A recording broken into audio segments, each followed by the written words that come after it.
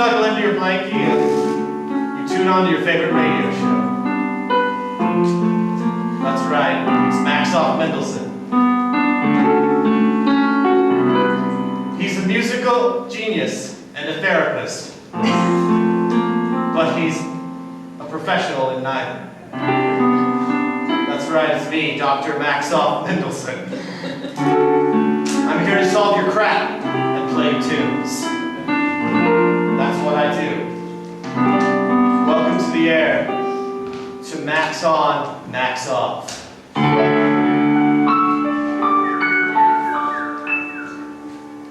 First caller, you're on the air. Hello, Doctor. Hello, who am I speaking with? I'm Kenny. Kenny, it's very nice to hear you. I'm Max Off Mendelssohn. You knew that already. I do. I listen to you all the time. Oh, good. I love people flattering my ego. I'm having some issues with my lady friend. Like your friend who's a lady, or your friend who's a lady? She's a friendly lady, but she's also she's my girlfriend. And we're having troubles between the sheets, Doctor. Yeah. So you're saying you're having problems in the sex bed? Okay, we can call it that. The sex bed, yeah. Yeah, I like to keep it real here. After 8 months, she told me, she just came out and she said, you're just not doing it for me. I've given you plenty of time and you're just not doing it for me, Kenny. You know, that's really sad. That's really sad, Kenny. You know, I understand. I was once an understudy at the Goodman Theater, where I was playing the part of Jean Valjean as an understudy, but That's very impressive. yes, they fired me though, so it didn't work out too well. That's why I got this radio show though, so everything worked out in the end, you hear me? I'm so glad you do, because I just don't know if I can live up to her expectations. I don't have a lot of experience, and she used to be with one of them Latins. Latins? Yeah. She said he's Latin, and he brought something to the bedroom that you could never bring, Kenny. What do you think that was? Well, she said it was like fire and farm animals. And then she said to me last night in the middle of one of our sessions, she said to me, she said, Kenny, One of your sections. what is bukkake?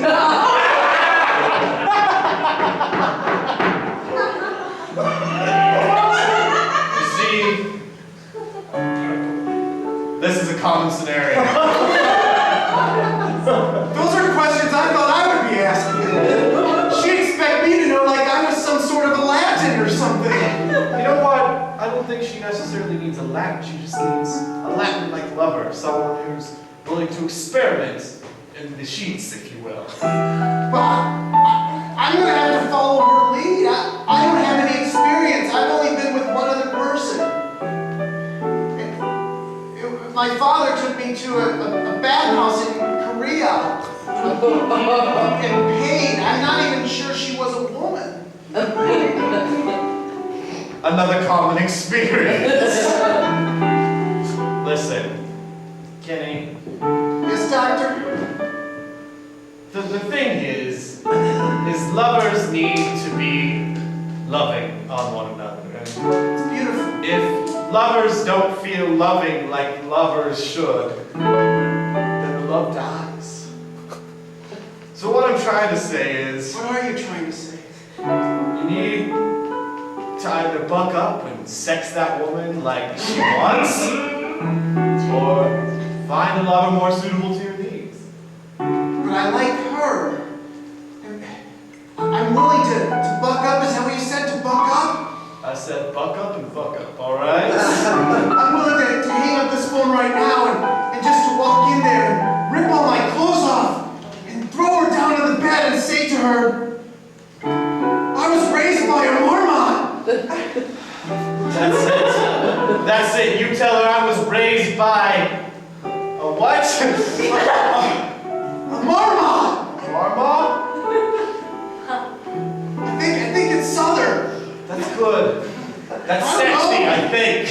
But I'm willing to try. Do it. And you know what? To encourage you more, I'm going to play you one of my favorite songs that's very relatable to this situation. This will inspire me. Good. To be a new man in the bedroom, Doctor? Indeed. The song is called If You First Don't Try. I'm gonna hang up and listen now. Thank you.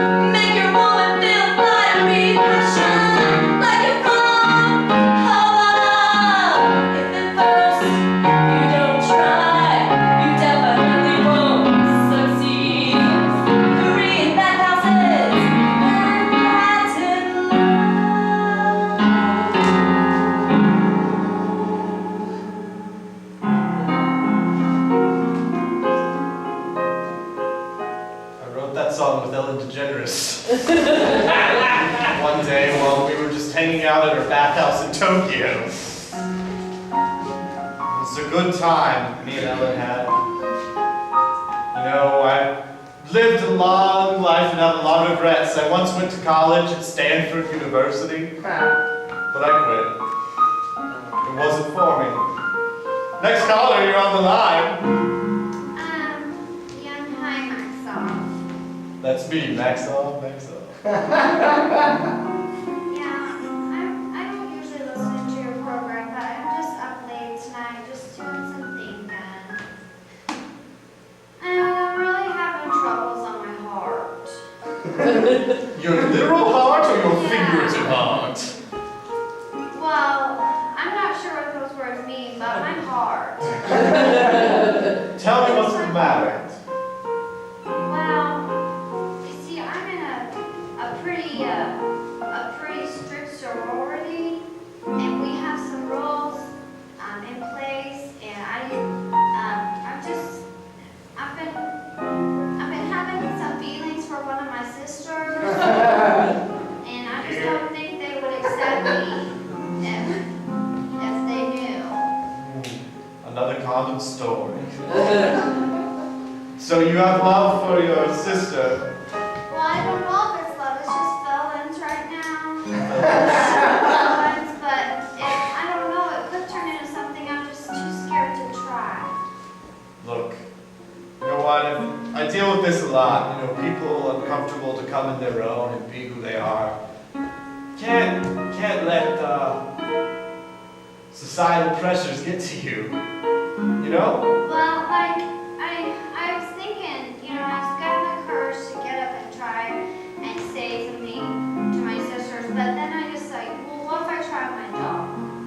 So I told my dog and I said, hey, listen, I might have some lesbian tendencies. And I got so scared because he gave me this look that just said, there are only 2 cowards in my life. And I knew we were both each one. He was a coward because he's a scaredy cat dog.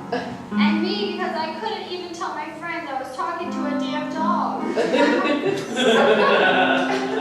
You know, I talk to my dog sometimes. Her name is Chauncey. Aw, that makes me feel a smidgen better. She's a little poodle, and I tell her, you know, back in my days at the Goodman, I tell her that. This is about me, right? I tell her that I miss those times. The hard times, you know? What I'm saying is, you're gonna want some love. And you're gonna want some love because I'm assuming your parents had the perfect marriage. Well, I did grow up with a fantastical home life. Yeah, I can smell it from over the radio. I mean, it was pretty perfect, and I do consider it to be a wonderful childhood. But, you know, just one time I heard my parents fighting, and I couldn't hear over the muffled screams, but I'm pretty sure I heard my dad say, butt stuff. And I don't know, I think that may be influencing me right now. So you think that Yes. you're catching the gay from your dad wanting butt stuff? Just, who can never be sure, because I don't know, this is just so new to me. You know what? It is new, and you're going to find that love is always new. It doesn't matter if it's a woman or a girl or your dog. All that matters is that you find a place in your heart for that love. It doesn't matter if it's, butt stuff or other stuff. Gotta accept what comes, I hear what you're saying, myself. Yeah, so, you know what? I'm gonna play you a song, okay? This is one of my favorites. I wrote this with Chris Pine and Zachary Quinto when I visited their Star Trek set. And when I say that, I mean I just happened to be there. I wrote this song watching them, and I love those guys, Maybe in a sexual way, maybe not. This is about me, right? Everything's about you, sweetheart. And everything's about me. We're interconnected, you see, so that's why I'm going to play this song. This lovely song called No Matter the Butt Stuff.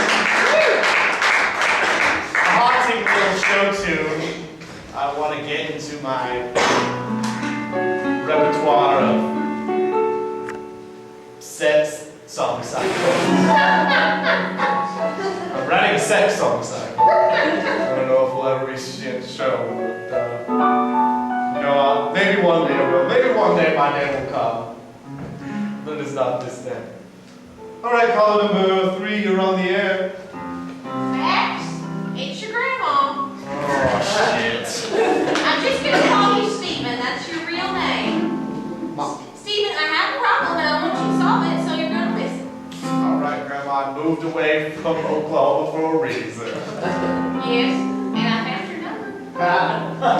Well, Here it's I not, am. I guess it's not that easy to find over the airwaves.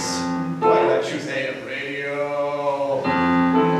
Steven, what would you do if someone you love dearly left you and you wanted to reconnect with them desperately?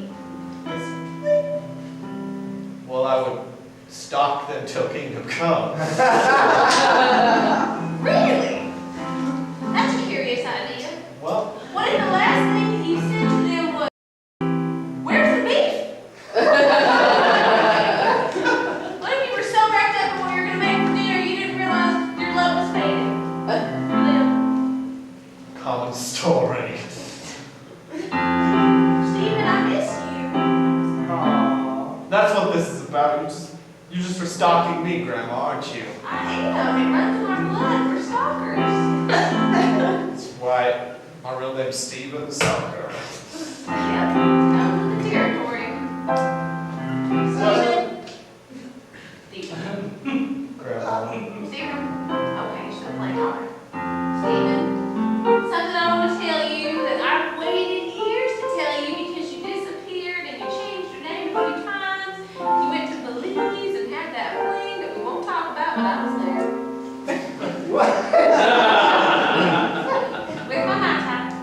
And what I want to say to you is, how much wood could a woodchuck chuck if a woodchuck could chuck wood? It rolls out off the tongue. You know what I mean? That's family code. You're spying on my sex life, Grandma. That's creepy. Well, I've been trying to find you, and that is most of your life. You need to get grounded, son. You need to get grounded. Listen, Grandma, you can't ground me anymore, okay? I'm an adult. I had an understudy role at the Goodman Theater.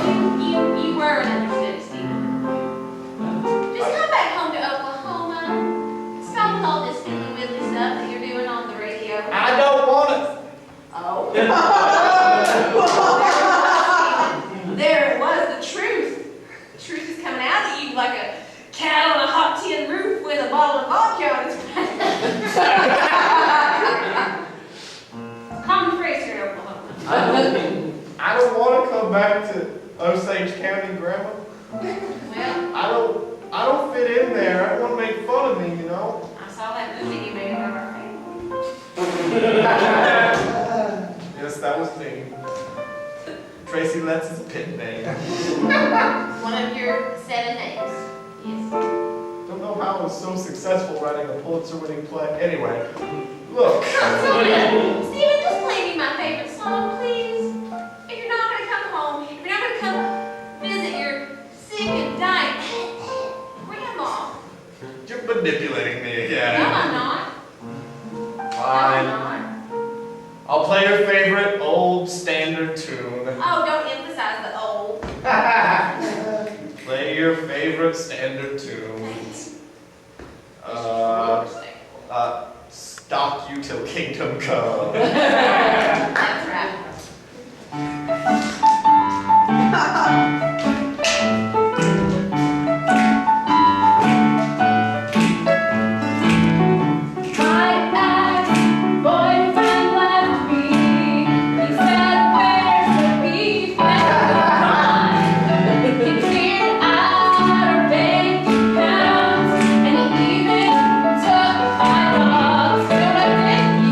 Stop